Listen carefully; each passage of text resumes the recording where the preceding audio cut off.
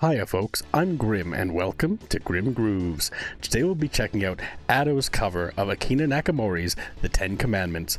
And I haven't heard that version either, so at the end of this we'll react to Akina Nakamori's version as well, to try and compare and contrast between Ato's version and the original. And I'm excited to find out what it's going to be like. But make sure you hit the like button and subscribe so you can see all the new stuff I've got coming on my channel. I also just did a reaction to Kura Kura over on my Patreon if you'd like to check that out, or any of the other many Ato songs I've reacted to on my Patreon. Or you can request things through Tier 2 and you'll have that reaction done in the next day. But without further ado, let's check out Ato's The Ten Commandments from 1994.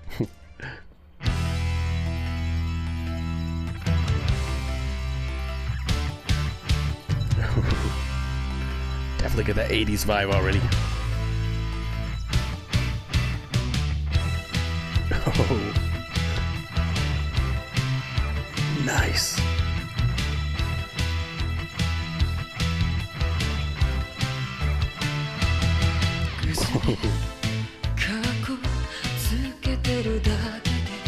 Wow.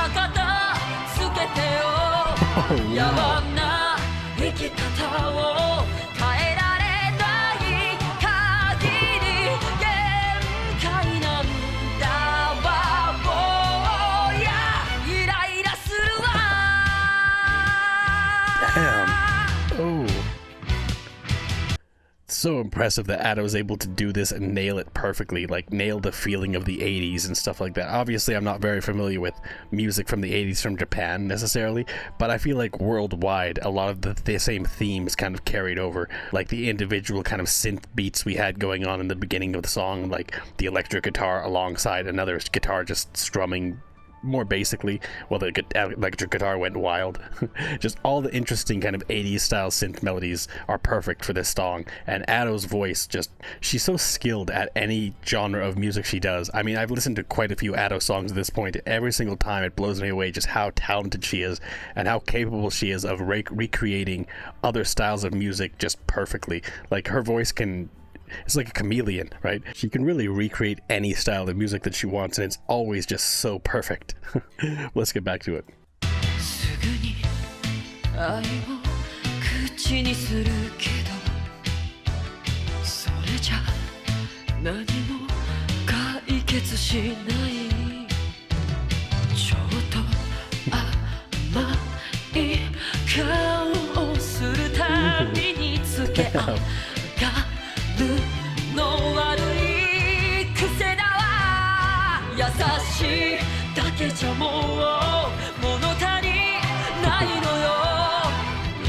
I love this swirling violin melody in the background here too.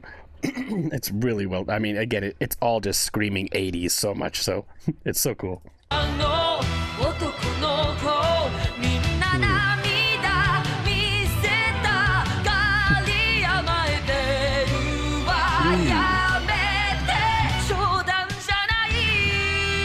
Oh, nice.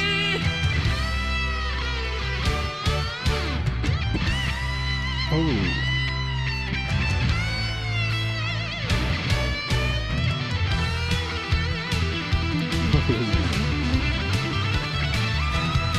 A little bit of a guitar solo. This is fantastic. I mean, the entire thing just screams the 80s, and I'll be interested to see the original version after this to kind of compare and contrast and see how well they kind of hit the nail on the head for just recreating this song, because it's really, really well done. I mean, even if it's not as close as it could be to the original, it's still just an incredible song. I mean, Ato's voice, being able to go incredibly intense for more rock heavy songs, and then to go incredibly soft like this, it's so interesting. I mean, and she does go a little more intense in some moments of the song, but it's definitely not at the same level of her rock music typically. But she's able to, again, just recreate any style of music she wants, and her voice lends itself perfectly to it every single time. It's just so impressive.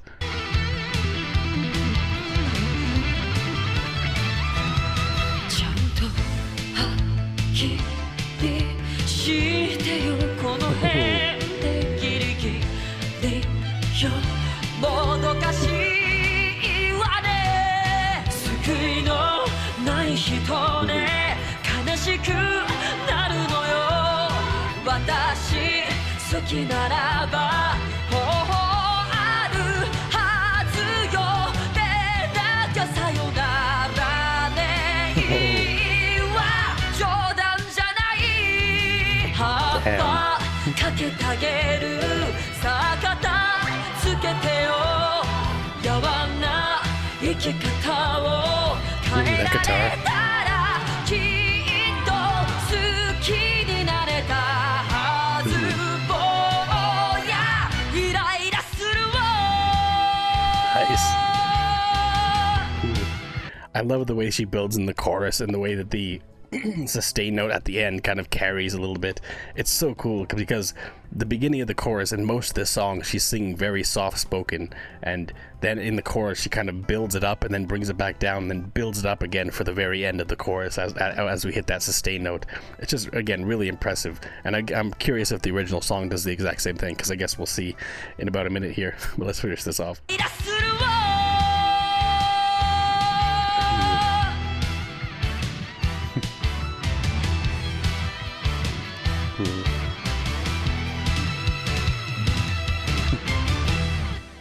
Ooh, nice. And with the backing of that fantastic guitar melody, actually those two fantastic guitar melodies at the end of that, it was just really, really good. Just so impressive. Again, once again, just how they're able to not only structure and create these songs, although this is obviously a cover of something else, so they may be a one-to-one comparison for the melodies and stuff like that, but even still, I mean, Ato's vocals just, again, lend themselves to everything. Like, I don't think that there's a genre that Ato couldn't do justice to, and just, it's really impressive every time, especially when you hear a new style that she's done that I haven't heard before. Like, I don't know that she's done music like this on her own before this cover, but regardless, it's incredible. But let's go check out the original Akina Nakamori version.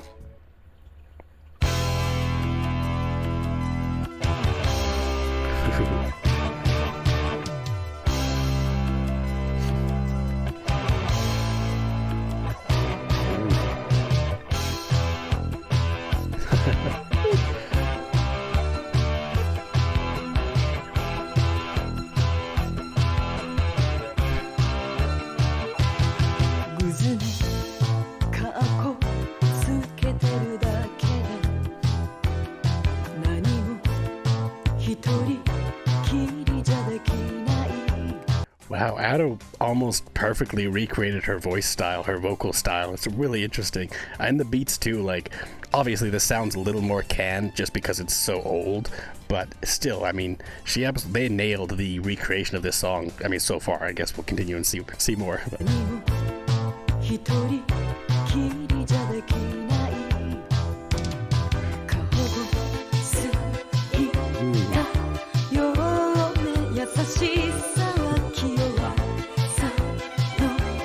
There's that violin.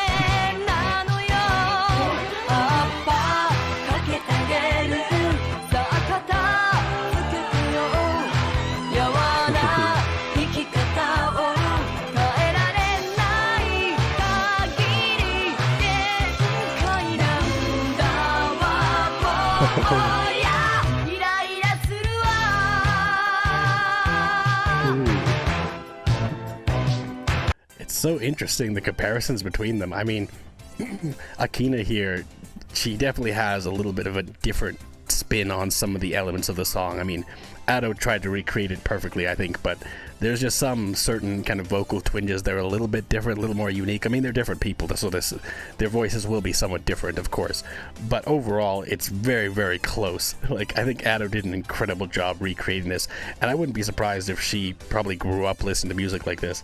I mean, it wouldn't be surprised because it's just, I don't know, that kind of era. And this music is also fantastic. Like, the song itself is excellent. Like, the way that it builds, the way that they work in kind of the violin melodies and different synth melodies and things like that. It's just really well done. Using the synth melody as a percussion beat as we go on. It's just a really solid 80s track. And I'm glad that Ado kind of redid it, so I was introduced to it. I mean, I never would have found this otherwise.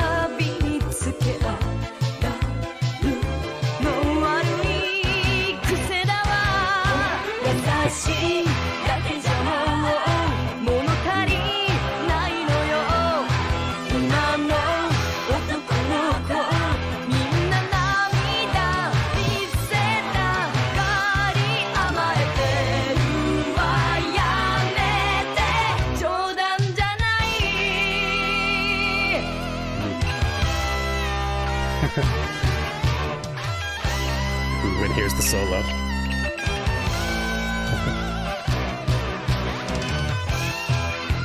So it's interesting that as she's singing the chorus, it's a little bit different than the way Ado does it, because I don't think that, or I don't know that Akina Nakamori has the same kind of range as Ado, because I feel like Ado went a little bit higher, a little more intense with some of the higher notes in this chorus, whereas this original version is a little more stripped down slightly.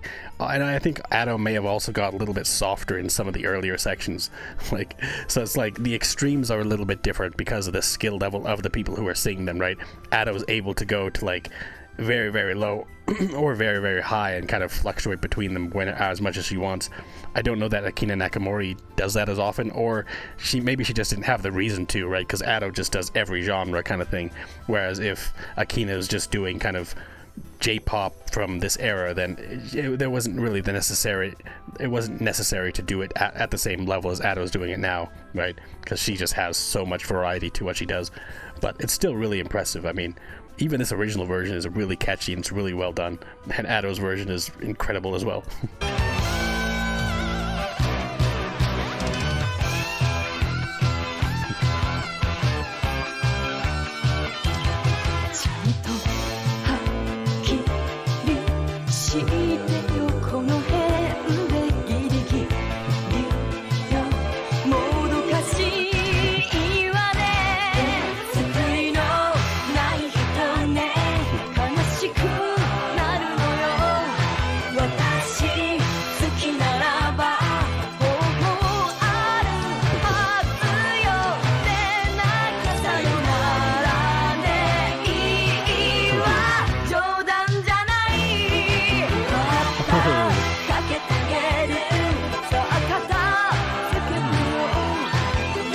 I don't remember these kind of change-ups in the melody for the Ado version, though.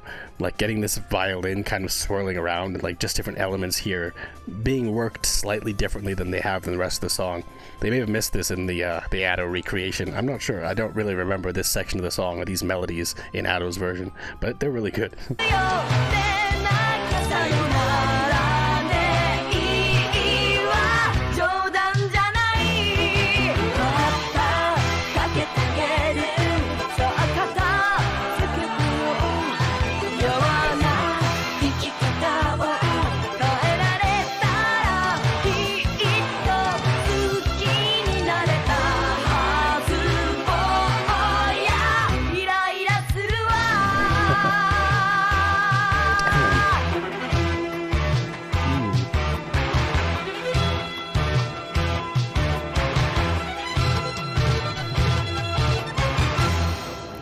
Damn. I love those ending, again, just the different violin stings we were getting, the little violins like fluttering around, just doing interesting new things than we've heard before. And again, I don't think that section was in the Ado version. I don't remember. Again, we just listened to it, but there's a lot of information to take in, but I don't think that those same kind of violin stings and stuff like that were in the end. Every time I pause, she's blurred. Oh, whatever. But it's fantastic, though. I mean, this version, the original version, is still exceptional. Like, it definitely has that 80s vibe, and it's perfect for that. Like, it lends itself really well to this style. I mean, of course, it was created then, so it was like right in the middle of the 80s era, and it shows. I mean, this is a just quintessential 80s track, even if it's not in the country that I'm from, right? And I don't understand the lyrics because I don't speak the language, but regardless, even without all of that, it's still just a really catchy song, really great lyrics, really great melodies. Well, again, I don't know the lyrics, but the lyricism, I mean, the way that it sounds to the ear is excellent. And Ado perfectly recreated this. I mean, there's, again, a few slight variations here and there, but overall, she nailed the style of this song. And it was incredible. I mean, both songs are exceptional. I can see why Ado did recreated this.